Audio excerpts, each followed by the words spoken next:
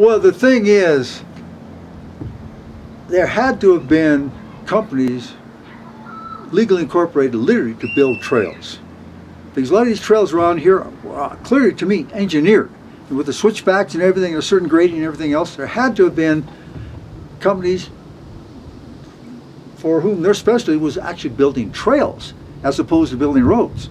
But I only know of one first-hand account of a contractor trail being built by contract, and that's the Bear Creek Trail right here at Ouray.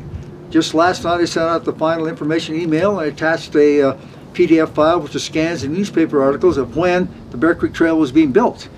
And the chief engineer had been, the guy in charge of it had been the chief Colorado State engineer.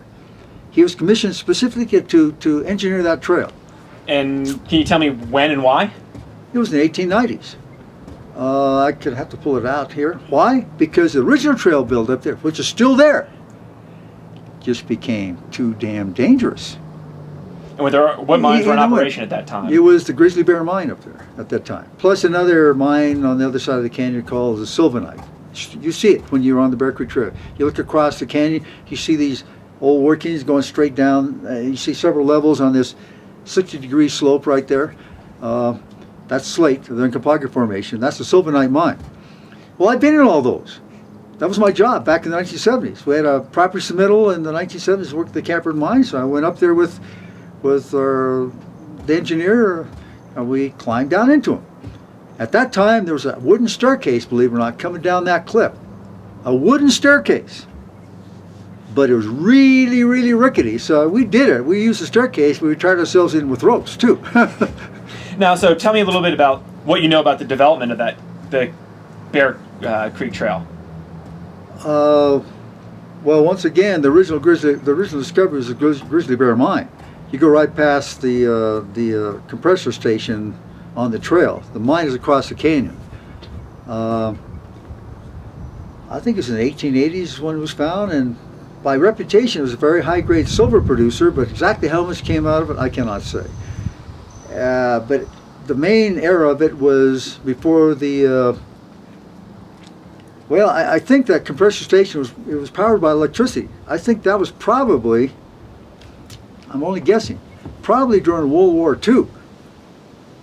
Because at that time, the U.S. government wanted base metals. There was an act of Congress that shut down primary gold mines. Gold was an irrelevant luxury. Gold was not going to win the war. They wanted lead, copper, and zinc, and that's what led to the formation of the Adirondack mine. It was a grant, not a loan. Get up there and find lead, copper, and zinc, period. Now you're talking about mine. Oh, it's an evil thing, an evil thing.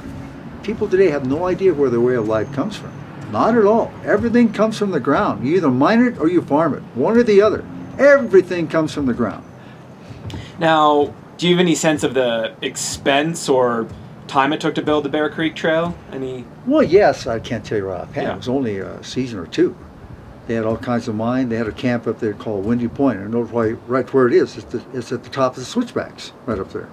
I can take you up and show it to you if you want to see it. And how are they building?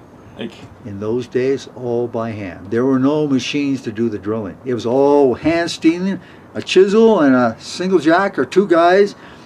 One guy held it, the other guy had a bigger head called a double jack, two hands to handle it. So it's either single jacking or double jacking. It was all done by hand. There were no machines in those days. It was all done by hand. Explain a little bit more about what is double jacking like? Just 30 seconds. How does that work? Well, single jacking is when one guy does the job. He has one hand with a chisel and another hand with a big heavy hammer. That's single jacking. Bam, bam, bam. Double jacking is when you're using a much heavy hammer, a long, 3 foot long handle. It takes two hands to handle that. The other guy is holding the steel, and it takes two guys to drill the hole. That's why it's called double jacking. You bam onto the chisel, and you turn it slightly, bam again. And the guy holding the chisel pours a little bit of water into it each time, to keep the temper on the steel and everything else, and wash out the cuttings. That's called double jacking. That's how it was done for centuries. So they were until the invention of compressed air machine drills. Period. Now they were doing that. They were drilling holes, and then they would load them with explosive. But this was before the era of dynamite. Remember, dynamite was invented by it Alfred Nobel, or I don't remember now. That was, I think, in the 1890s, wasn't it? Before that, it was called black powder. Now, what the chemistry of black powder is exactly, I don't really know. But dynamite technically is nitroglycerin, which is basically sugar and water mixed with sawdust. Alfred Nobel invented dynamite. That's all it is. Now, black powder. Black powder was been known since the day the Chinese invented that, centuries and centuries before. But it was not all that reliable. Nitroglycerin was much more powerful and more reliable, but also much more dangerous.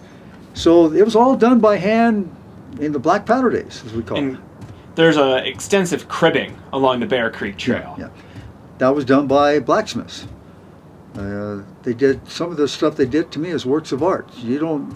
I can point out up on the cliffs above the River Cliffs, above the highway there at Bear Creek Falls.